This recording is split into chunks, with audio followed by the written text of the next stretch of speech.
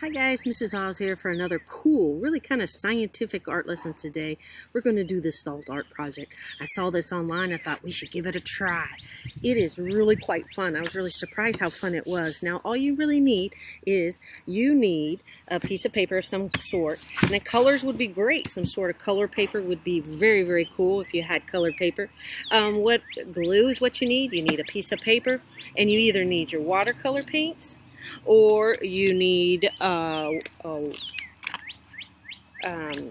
food coloring, if you have that, if you don't have paint, and salt.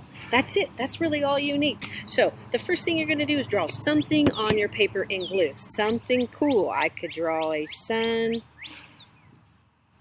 And the good thing about this art is you do not have to let that glue dry. You could draw anything you want, a rainbow, a sun. You could draw your name. It doesn't really matter, flower, anything you want out of glue.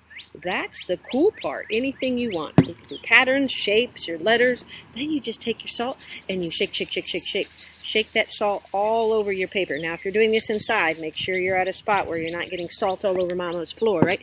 So you can shake, shake, shake, shake, shake.